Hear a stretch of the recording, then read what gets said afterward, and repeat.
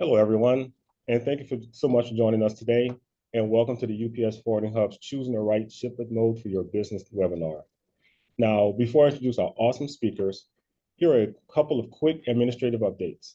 This meeting is being recorded and will be made available after this event to everyone who has registered. Please make use of the Q&A function at the bottom of your screen at any time during this event. We encourage your participation. We also encourage you to ask questions.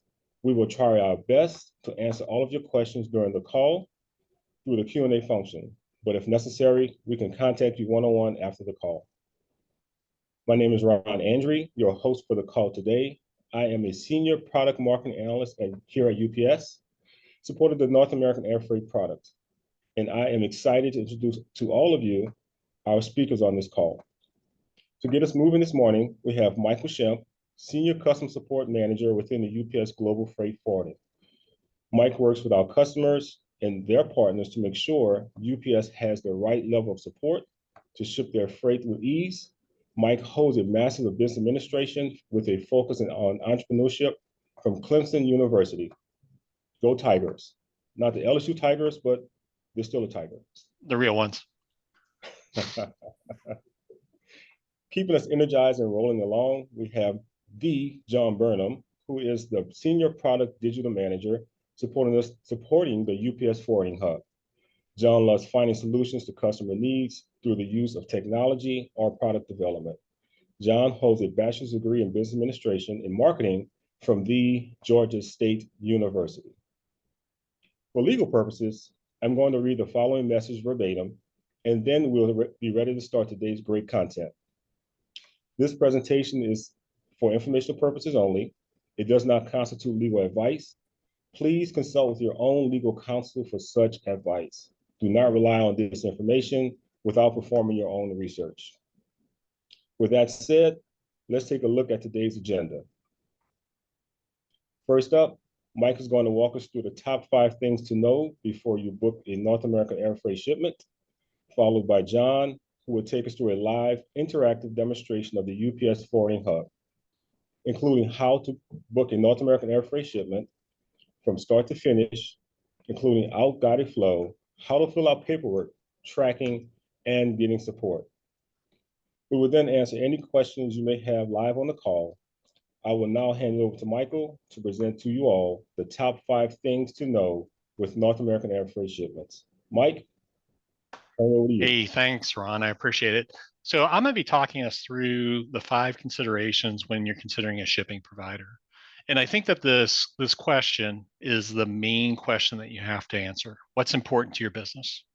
So when you're conducting your business, you have a promise to your customer, and you got to think about the value of your good.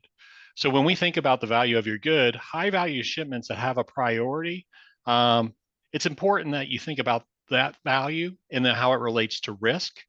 You examine the implications of the delivery schedule on your go-to-market strategy and how those two things connect. How is your provider treating your goods in relationship to security, protecting your goods and making sure that it stays safeguarded from any type of impact really builds peace of mind to your business. And the way that you do that is by seeing it all along the journey. And that leads me to my 4th point, which is visibility. You want a partner who's going to provide you full visibility and transparency throughout the shipment lifecycle. This is a crucial part for you not only to understand what your provider's responsibility is to you, but their promise that they're making in order to be able to deliver to your customer. And the last one, which we're going to talk to, is urgency. Speed and flexibility are critical for timely freight shipments.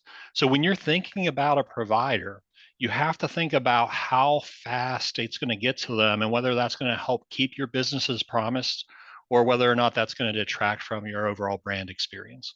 So I want to start by working through these 5 points a little bit more in detail. And what I'm going to do is I'm going to start with 5, because if you've never heard of a couple products that are in the portfolio that you could use, we want to talk you through those. And we'll start by talking about the most common shipment that people do. So business needs to drive decision making, and you really have to understand the cost and time equation in order to make sure you're making the right choice for your business. So we're going to start at the bottom right hand corner of this metric, And if you're moving goods around North America, or if you're trying to get goods to your customers, this is the one that you hear most frequently, LTL, which means less than truckload. This is non-urgent freight. It's usually a cost-effective solution. It usually has the longest time in transit in order to be able to serve your customer. And it's one of the things that if you're doing business with customers is a very common use. Now we're going to kind of move up the matrix and we're going to talk about 3-day freight. This is less urgent, but it has to get to your product on time. So I used to work in Florida, and if you're familiar with the area of Florida, it's a peninsula. If you're going all the way to Oregon and you have to service your customer all the way on the other side of the country, you want to be able to move that freight in a timely fashion. And that's whenever people start being introduced into this 3-day freight network. It's mostly a truck network, but it can include air whenever it's necessary. So that's your first crossover point into air. So now let's talk about air freight shipments. And this is two-day air. So 2-day product is a time definite product, and it's really trying to balance that tipping scale of cost and speed. You got to get it there fast, but you want to have some control over your costs. So it's a budget conscious. The other thing that I'll tell you about, and I just want to go back to the first bullet point that we talked about, which is high value goods. When you start seeing two-day air, you're starting to see a higher value good commodity that has more of a timeliness to it. And that leads me into the highest, fastest, right? And if you think about it, as we're moving up this matrix, the highest, fastest way that you can move it is next day air freight. Now, I will tell you, with next day air freight, you have to have fast and secure delivery, but all of these things have to be supported by a network. And if you think about the network that you're choosing with a provider, they have to have some type of nimble flexibility to meet all your customers' expectations. So if you're going to do business with any carrier, you need to understand their network. And this happens to be our network. So I want to talk about what you're seeing here on screen. What you're seeing is really a difference between a hub and a spoke system in which we actually move goods to all of the US. We have this really nimble, extensive network that helps balance your speed, security, and your visibility. But having the right combination of trucks and planes in order to be able to service your customer is really about making that promise real for your customer. So when we talk about North America, we have to look at the first place people take their businesses whenever they expand out of the US or out of this other country, which I'm about to lead to, which is Canada. When you think about Canada, you have to be able to deliver your promise there too, and you have to have a partner who can keep that promise across the border to our partners to the north. If you're a U.S. customer, this tends to be one of the main export lanes. This is where most people expand first, and if you're a Canadian customer, it usually goes the other way, where people bring goods into the U.S. But you have to have a place from which to land your product. And if you think about it, we work out of 7 international airports with 88 flights a day. Getting your goods there is the promise that your provider has to keep. So let's go ahead and jump forward, and we're going to talk now a little bit about more of the value part of the equation. And this has to do with value and risk. And just to kind of back up, we're talking about what to look for whenever you are working with a provider. And this is a key piece. Keep your freight undamaged all the way through the supply chain. It has to help you run a smooth and efficient supply chain. So when you think about it, minimal handling, every time somebody touches your freight, there's a risk associated with that freight. And that risk is, I've been in this industry right about 20 years now. I've seen everything from people who might have driven something through it. You want less touch points. And that's what you want to focus on, is what's the touch point network look like? Because every time it's touched, it has a chance of being broken. You want trained personnel, people who specialize in handling high value shipments. They support prevention of loss. You want advanced technology. You remember on that fourth bullet point that we talked about visibility. You want to have safe and efficient loading process that is able to support your entire system. You want an extensive network, something that's going to handle your promise from door to door through a comprehensive network. Ours happens to be an independently owned network that we actually manage. And then I want to focus on this last piece because this is the one that we talk about with your goods. High value goods, you need a network that allows you less cargo claims. So let me give you some comparison. If you look at the LTL industry, the average in the LTL industry is one claim in every 126 touches. And you compare that to what we do in our network, and we sit about at one claim every 3,200 touches. So when you're looking at a provider, this is a piece of information you need to ask them is how safe and secure is my product whenever I tender it to you? So I want to talk a little bit about our UPS approach and how we manage the system. If you're brand new to air freight, I think it's a good introduction of how we keep your freight safe and secure. So the safety and security is paramount to us. So our first step is prevention and deterrence. What we're doing is we're doing a threat and risk analysis at every physical touch point along our journey. If something does get damaged whenever it's moving through the process, we want to be able to identify the root cause and conduct an analysis and train our people on preventing it. We also, because we're working in a combined network that utilizes both ground and air, we have to think about being compliant with local regulations and air freight regulations, which leads you to that TSA compliant facility and personnel. So we do extensive security protocols with all of our personnel. We want to make sure they're not only trained to handle your freight, but they're also safe to be able to tender it to and from an airline. So we've talked about our 5 bullet points. Whenever you're thinking about how to move your freight around North America, we touched on basically what's the value of your goods, what's the risk, and how you handle those risks, some strategies to look for in a provider, and then visibility and how we actually move into the air network. What I want to do is I want to back up a little bit and I want to invite one of my partners to the discussion because over my career, I've been fortunate to work with thousands of customers directly, but I am not the expert on North American freight product. I'm bringing Ron in. And Ron, I just want to start with this one question. Other than Go Tigers, I'm going to start with Go Tigers because you rolled it in there. And then the other part that I'm going to ask you is, how long have you been in the North American air freight industry? Well, yes, go Tigers. And I have been part of the UPS Air Freight for over 9 years. I began in product pricing and transitioned over to product marketing, and it's been a rewarding mix for me. That's because North American Air Freight, or NAP as we call it, is such a great product. Our experience in transporting heavyweight air freight allows us to provide optimal reliability through our network, on-time freight delivery, and flexible solutions. We deliver value that is critical to our customers' business needs. We understand that our assignment is to deliver freight where it needs to be, when it needs to be there, and alleviate the risk of damaged cargo for our customers. That way, we are not only serving our customers, but we're also serving our customers' customer.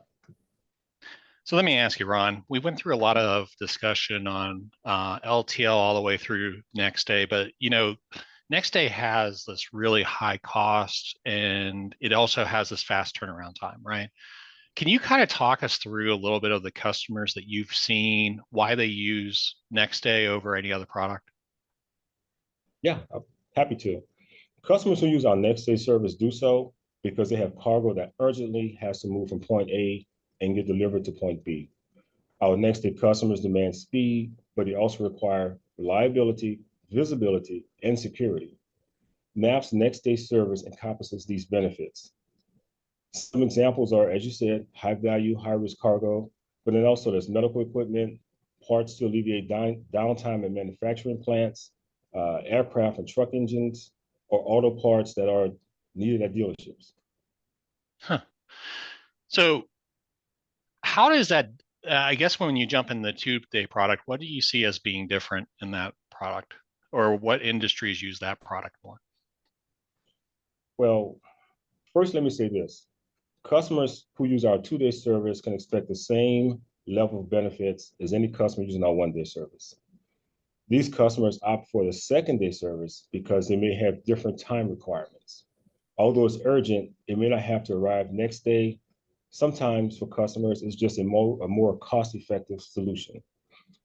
Customers using our 2nd-day service are also customers from those same industries that utilize our one-day service: aerospace, automobile, healthcare, industrial manufacturing, and even high tech. Sometimes an efficient supply chain planning by a customer that allows us to use 2 day to better solution, or it's a better option than 1 day. For example, if a manufacturing plant knows there's a scheduled maintenance planned on a certain date, they can schedule delivery of replacement parts using our 2 day service for certain equipment or machinery to avoid unnecessary downtime. At the end of the day, regardless if it's 1 day or 2 day, it comes down to being able to be on time, reliable, visibility through our network, and managing the customer's freight claims risk. That's great. So Ron, I want to say thanks for indulging me with a couple customer examples of how they use the air freight industry. We've spent a lot of time talking about our customers' business needs, and really our focus on this has been a lot of dialogue around why you choose a provider, what network you might want to plug into. And what we want to do is now transition to John, who's going to show us a little bit about how to actually see that and to make good business choices using the UPS Forwarding Hub. So John, I'm going to pass the baton to you. Thanks so much. Thanks, Michael, and thank you all for watching in for the opportunity to show you the UPS Forwarding Hub. I'll walk through signing in, requesting a quote, booking a quote, shipment documents, shipment alerts, and tracking. Lanice is going to put a link to the UPS Forwarding Hub in the chat if you want to follow along. And let's jump right in. Bear with me while I go ahead and share my screen.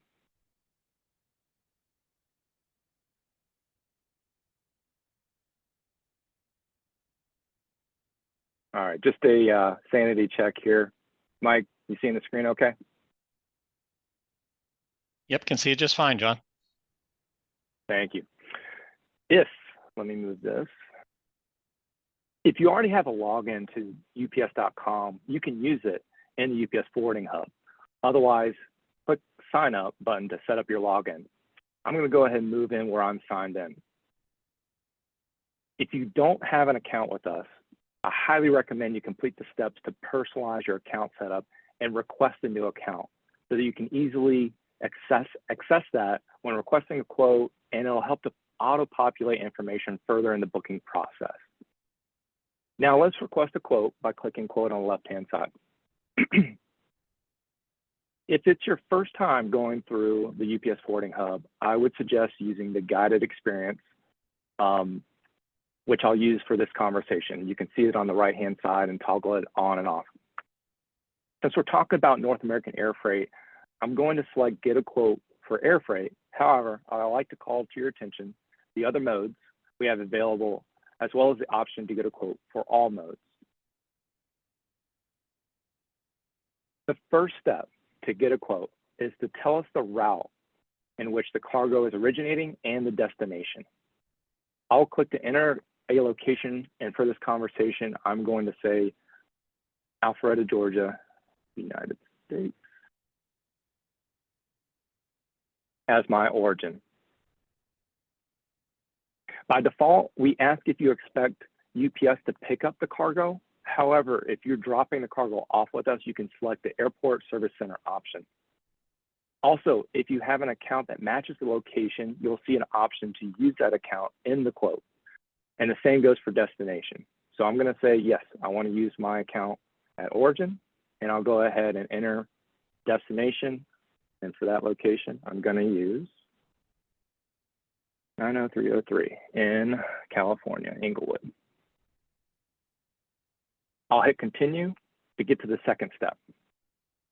The second step to get a quote is to tell us the payment terms or how your invoice will be paid. We have three quick options. At the top, with being that prepaid is the shipper will pay, collect being that the consignee or receiver will pay, and third party is that the payer is different than the shipper or consignee. So I'm going to go ahead with prepaid and hit continue. That takes us to the third step in getting a quote. And this is where you're going to describe your cargo. You can search for the commodity that best describes your cargo, or if you can't find one that fits, I recommend using freight of all kind, or also known as FAK. Ron was talking about medical devices in the coffee chat. So for this conversation, I'll go ahead and use medical devices. When you're moving within the NAF network, the cargo value is optional, and the default dimensions will be pounds and inches, but that can easily be changed to kilograms and centimeters. If you do put a cargo value, you will see a valuation charge in the quote for cargo protection. And for this conversation, I'm going to say we're moving one pallet that's 400 pounds, and it's 40 inches by 40 inches by 40 inches. I'm going to now click continue to go to the last step in getting a quote. This is where you can confirm if the cargo is hazardous or needs temperature control. And for this conversation, I'm going to say it's general cargo, confirm that no special handling is required, and click submit to request the quote. Our system will then show crunching the numbers while it gets your quote. And during this time, I like to call your attention to our need help widget at the bottom right-hand side of the screen. If you're ever stuck on a step or unsure what to do, I highly recommend clicking this need help option to access an abundant amount of information and resources that can help you through any page in the UPS Forwarding Hub. And as you can see behind, we've got our rate options. I recommend saving the quote, even if you're not sure about booking. That way it saves in your activity feed. Note in this example, there are non-guaranteed and guaranteed service options available. I'm gonna go ahead and move to booking this 3-day non-guaranteed option. But as you can see below, we've got second day and next day, as was discussed earlier in this webinar. So let's book. During the booking process, it is best to provide as much detail as possible, especially the contact information at origin and destination, for our operators to coordinate with those contacts. After putting in the shipper and consignee information, we're going to go to a page with charges. So bear with me as I answer some of the questions on step 1 for the origin information, step 2 for destination, and step 3 for looking and reviewing the charges. I'm going to say this is not a residential address, and that there is a loading dock available, and that the cargo is ready today. You can indicate if you need a call before the shipper, to call the shipper before arrival, and you can add in comments, maybe special instructions for the shipper and our operations team. For the shipper contact information, I've done this a couple times, and as you go through it, you can automatically save contacts to your address book. So for this conversation, I'm going to go ahead and select one I've used in the past, and it's quickly populated with the name, phone number, and email address. Same thing for, oops, sorry, I didn't put my country code. Same thing for step 2. It's going to ask who is the contact at destination, but in addition to that, since I didn't use an account, it's going to ask what that company needs to be. I'm going to say Tigers, because they were mentioned a lot, and 123 Tigers Street. Same questions, is it a residential address? I'll say no, and that there is a loading dock available. Consignee contact, same thing as with a shipper contact. You can pull from your address book, which I'll do for this example, and indicate, again, the country code, and then move to the last step of the booking process. On this last step, this gives you the ability to review the charges that are in front of you, and as well as the terms and conditions beneath it. Shameless plug here, if it's your first time going through, you will see this option to sign up for our supply chains and solutions newsletters, webinars, industry news. So this selection will be available in the booking process.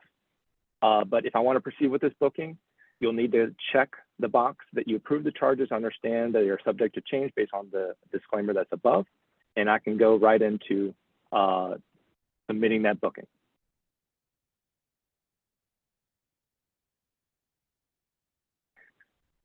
After your booking is submitted, you'll be taken to a screen to sign up for shipment alerts as the shipment moves through the network to delivery. You can print a label and you can manage the shipment documents. We're going to go to manage shipment documents. And as my screen's catching up, I'm going to make sure that I highlight what I just mentioned. So there's setting up shipment alerts, there's the printing the shipment label, and manage documents. And you can see above that, here's your shipment number, the service, the origin destination it's going to, and you can also download a PDF for the booking request, confirmation, and the charges. So as I mentioned, let's go to manage documents.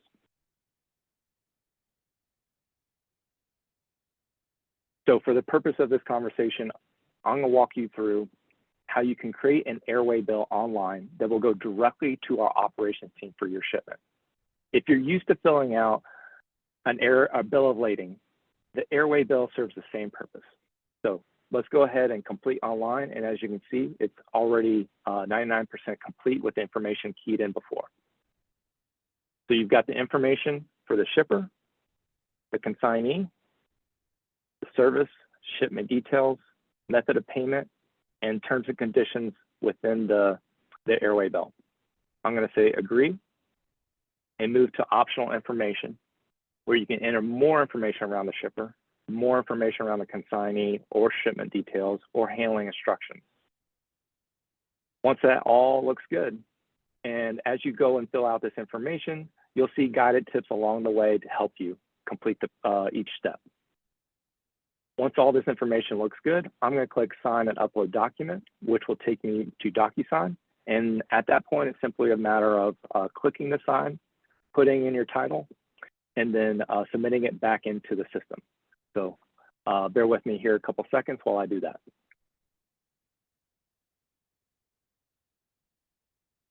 This is how the document looks. All the information is populated. And in that bottom right-hand side, it's clicking to sign.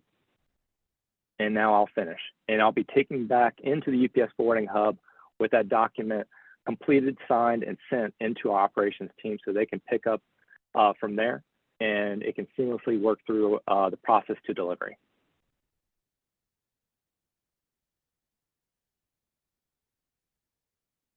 So at that point, you'll be taken back to your documents.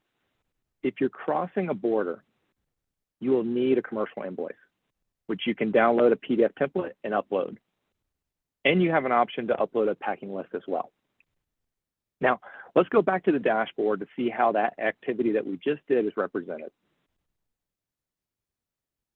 On the overview, you can see not only the shipments that you've booked, but also the status at a quick glance. This has been requested. As soon as it's picked up, you'll see pickup, and it'll move through the process and the status will update. Going into our activity feed, you can see the same information, but with more detail around the recent activity. In addition to the option to click into more details, download a copy of the quote, setting up shipment alerts if you didn't earlier to receive alerts, and I'll go into that page right now. Receive alerts when the shipment is picked up, again, arrived, out for delivery, and delivered. You can also track your shipment by clicking track on the left-hand side of the screen to see the latest status and information.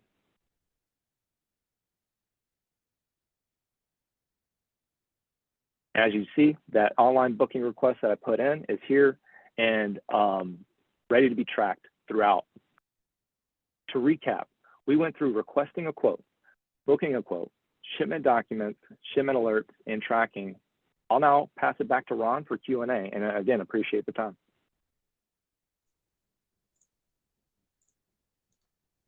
Thank you, John. And we have a question that came through on the Q&A that I think Mike is anxious to answer. It's from Christian Isas. How can you walk me through your chain of custody solutions UPS offers? Yeah, Christian, thanks for the question. First off, if you want us to answer other questions, please feel free to use the Q&A. We're going to be answering them as we go. It's going to be based on your business needs. And I like to start all my interactions with customers about talking about their business needs. So what is it specifically you're looking for your provider to do? And to illustrate what I mean, what I'm going to do is I'm going to talk about a high-tech company who we engage with. So when you look at our network, there's usually, if you remember the hub and spoke system that you saw earlier, at every one of those touch points, this high-tech customer came to us and said, here's what we want you to do. We want you to take pictures of our cargo in transit at every time it loads and unloads. And not only do we want you to take pictures on all the sides, we want the pictures from the top, we want the pictures from the bottom, and we want to be able to see those pictures all the way through that journey. So that's a highly customized solution that we provided this high-tech customer. So I think that the biggest piece about your question is what kind of chain of custody that is what kind of chain of custody are you looking for? And then whether or not your provider can meet those requirements. And I think that's a really honest conversation that we have to have about what you're looking for. And then whether or not our network would be supportive of that, we can connect you with somebody who could have that conversation with you. But it's a great question. And I think that as you're looking at providers, you should have that discussion about what does the chain of custody look like and what does it mean to me as a customer, right? And I gotta say, we're flexible to it, and we can try to figure out a solution that will work with you. Thank you, Michael. I'm going to give this next question that's very challenging to John. The question is quoting different for oversized loads? That is a great question. Yes, it can be. So as you can imagine, if cargo is too big to fit on a plane, but it's a good enough size to fit on a truck, that you may see the certain options within the UPS forwarding hub. And if it's very large, that you may be presented with a form to complete a custom quote that our team will help to guide you through and customize that quote so it best fits your needs and also best fits in our network. So yes, it can be. I appreciate the question. Thank you, John. I'm also going to stick with you again. Another challenge. If you have an account attached, if you have an account attached with your negotiated rates, will they automatically pull in? Yes, yes. So this is why we highly recommend that you are either requesting an account setup, or if you have an account, that you link that account within the UPS forwarding hub, so that if you have a pricing agreement with us, you're able to see those rates within the system. Another great question. Awesome. Michael, another question for you. Do UN 3480 lithium ion batteries take longer to quote? Okay, so you're putting me on the spot because I think UN 3480 is lithium batteries that are traveling independent of equipment, right? So I think 3481 is dependent in equipment. And the answer is if you're moving batteries by themselves, yes, it takes longer to quote, particularly whenever you're moving in the air freight network. I'm going to expand a little bit on this. Earlier, we discussed this LTL versus air freight discussion, and we did this cost matrix. Well, one thing that you need to know about that transition is that if you're used to moving LTL, there's different requirements whenever you're moving into air freight. So globally, LTL is typically managed by the Department of Transportation in the US. Most countries have something similar. They operate underneath something called CFR 489. And CFR 489 governs that. So if you're used to it, when you bring lithium ion batteries into the air freight market, you're not just having the risk of it traveling over road where you can actually stop and handle that issue. This is a plane. So when you go into a plane, it does take a little bit longer. Our goal is to get that type of stuff sourced back to you within 24 hours. When you're using the UPS forwarding hub. So you can request on the UPS forwarding hub. We're going to tell you pretty much, we're going to get an analyst to work on it, and then we're going to get it back to you within a day. That's our goal. For my next question, and thank you for the answer, Michael. I really appreciate it. I'm sure the audience is enjoying that answer as well. If a commercial invoice is uploaded, will a paper copy need to be included with the shipment? If both of you guys can give that answer or response to that question. My answer is yes. It's a very simple thing. So let me explain. And you're moving goods. The commercial invoice is your bill of sale. So when I think of a commercial invoice, it's the bill of sale between the seller and the buyer. Why do you upload it? And that's probably a good question that we answer too. I'm not saying anybody has ever lost paper, but honestly, if you ask my wife, I don't know that I can find my car keys without her. So I will say that there's a possibility that your goods and your commercial invoice is separated. You uploading it into our technology system helps resolve that without getting you involved. So if the cargo arrives at its destination, and particularly when you're crossing a border, having a digital copy is a backup system to a traditional move. John, would you add anything to that? No, I thought that was perfect. Especially the piece about you needing your wife to find your keys. Yeah, she'll remind me about it later. It's good. It's good. I can relate to that one as well. Either one of you guys want to take this one. Will you receive an alert if any exceptions occur with the shipment? Very good question. So as I was showing the tracking page, on our tracking page, we will show if there are exceptions from origin destination, from pickup to delivery throughout the process. The shipment alerts are set up for the milestones through the steps of the shipment process. Exceptions can be found on the tracking page. Thank you, John. Hey, John, I do want to add one thing. If you always want exceptions in the profile of the forwarding hub, we're building that in the future. So we're moving to that so that you can have it on every move. And Mike, I'm going to pose this question to you. If I do not have a commercial invoice ready to provide prior to the cargo departing, we'll have it later. What is the process for providing the invoice after the cargo departs?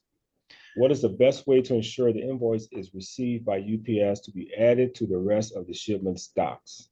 Okay, so I want to make sure we kind of confine this question into two parts: international moves and domestic moves. So domestic moves, there is not usually a requirement for an invoice to travel with the goods. It's probably you would want it because it kind of serves as your bill, but there's no requirement for it. If it's going to cross a border, and that's when it becomes an international move. So we talked about North America to Canada, but some other borders people don't think about is Puerto Rico typically requires a commercial invoice. So even though it's a territory of the US. So if it's going to cross a border, you want a commercial invoice to travel with the cargo. In the event that the goods arrive and it's going to be an international move at one of our service centers, we're usually going to stop it and we're going to wait till we have all the documentation to move it. And that's going to impact your ability to get your cargo to your customer on time. Our service centers are filled with amazing people, and they are really the champions of our network.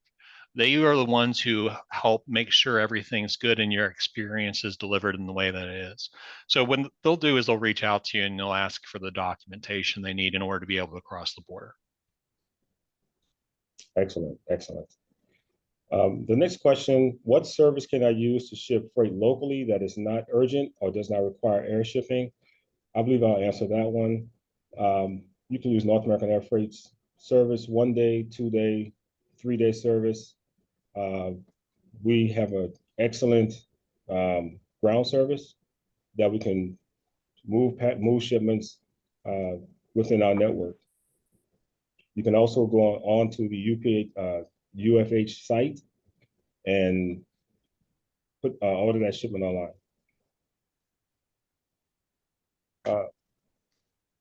Mike, I think this is going to be something that needs your expertise.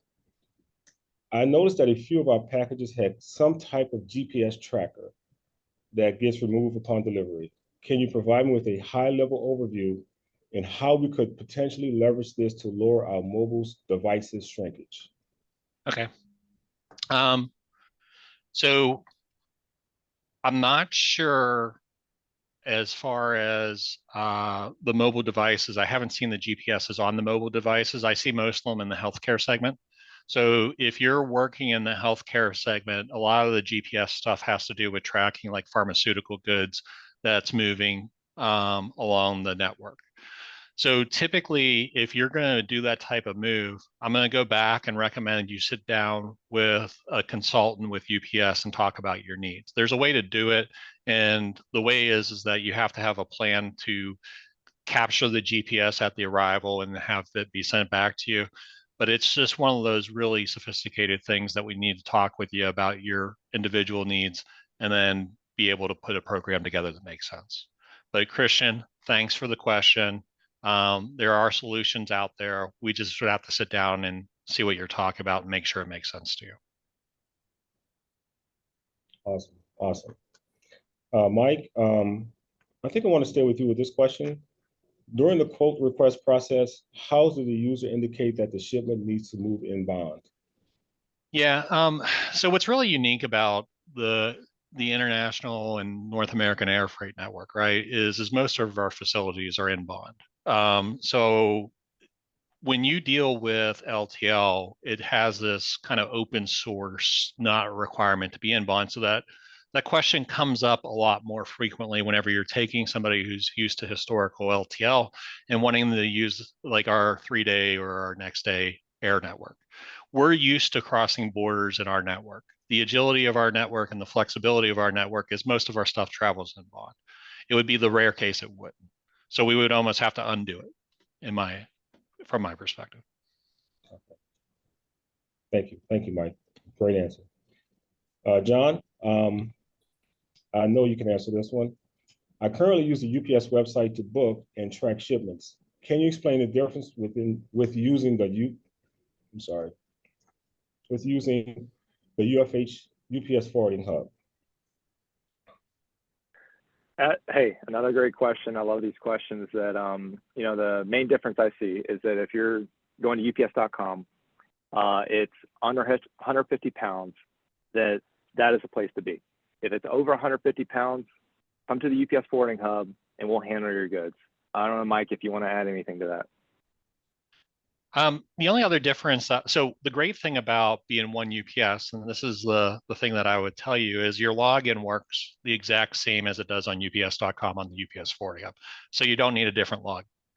The other piece that I would say is if this is your first, I'm going to say first time in forwarding. We'll call it first time in forwarding. If you haven't set up a UPS supply chain account, John mentioned this, get an account number set up with us. So the difference is that you're used to, if you're a ups.com customer, you're used to a 6-digit account number. It's alphanumeric. Your process on the UPS forwarding hub is a 9-digit account number.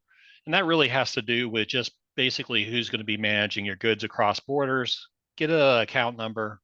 That way you can have a good experience.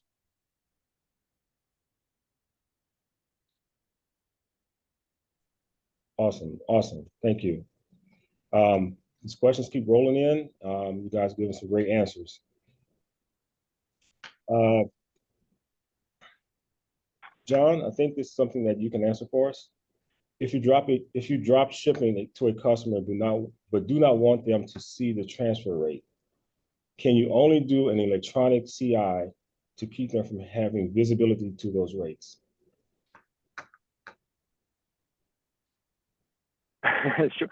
Short answer, yes. I think that there's a much longer answer that I get to that. Yeah, and the short answer, yes. And I think that's the way that you can put in an UPS forwarding hub can dictate how that's represented within the parties involved with your shipment. So without going into like a demonstration of it, if you're putting in the information that is just for the shipper, consignee, or the third party, as touched on earlier through the demo, and the way that you want it represented, then it should meet your needs. But I think I'm going to go to Mike here too, as he's the subject matter expert on a lot of things, if there's anything to add. or clarify or correct anything I mistakenly said. So I would just probably add the fact that typically when you're filling out the documents, you want to request something like invoice removal service or something in that dialogue. That's not a check mark that you can make while you're doing the booking. It's more of a comment that you would add under special delivery instructions. So when you get to that special delivery instruction part, you want to ask for invoice removal services, and that's probably the best way to handle it. I would, again, if that's going to be a common thing, Tina, you're going to be doing that quite frequently. I would again recommend you work with somebody who's a UPS business development professional. They would develop an SOP, which is a standard operating procedure that's specific to your business needs. And the reason that makes sense is because it's like the plan that we're going to ask the operations to run every single time we move your goods. So anything sophisticated, anything that's specialized to your business needs, I'm going to refer to my business development partners to help you get it set up effectively. Awesome response. Awesome. This question, either one of you can take. I think, John, this is in your wheelhouse. I will ask for a quote through email for international shipments. Can I use this instead? And is there a list of areas this would not cover?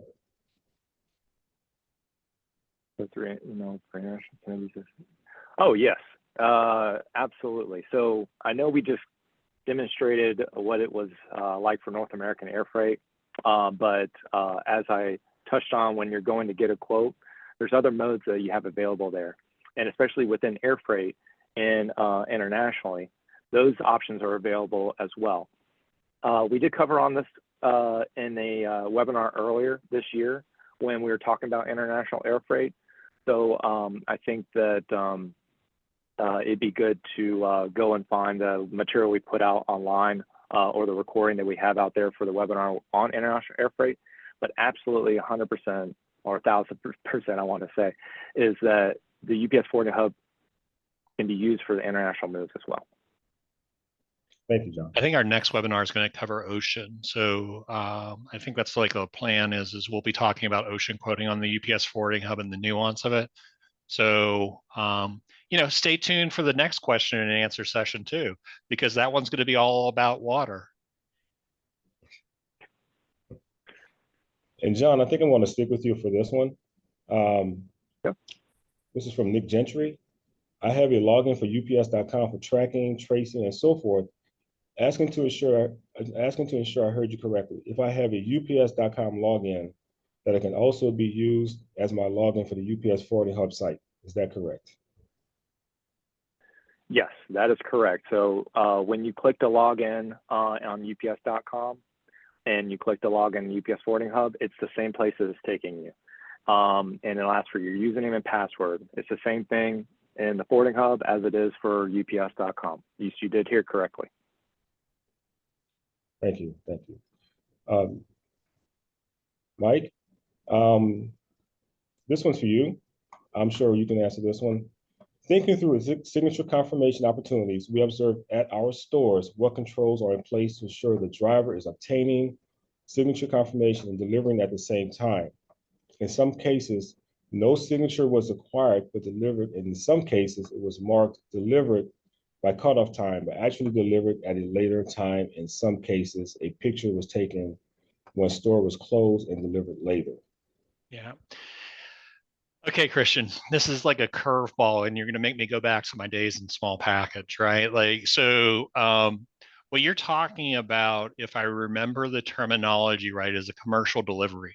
And when there is a commercial delivery, I believe the policy related to commercial delivery is that a signature doesn't always have to be captured for every single one. I'm not the expert on this, Christian. It has been since 2017 when I worked in small package, and I'm just kind of spitballing what I think I remember about it. So I would say this is a conversation for your small package business development team. With forwarding, we're dealing with freight. We pretty much, if it's signature required, we're getting a signature required. So that's, I think we're one UPS. I just don't know all the details of every part of UPS. Great answer. Great answer. And John, I'm just going to stick with you on this one, just to keep that theme rolling. Are the tracking devices provided by UPS, or is something the company has to provide?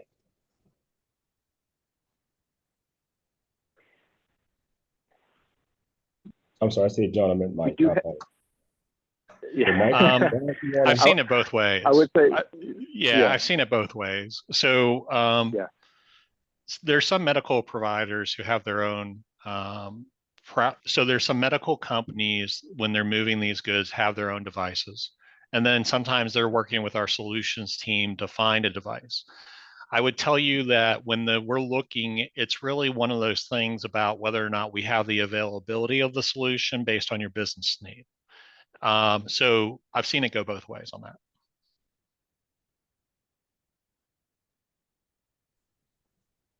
That seems to be the last of our questions. Thank you, everyone, for these great questions.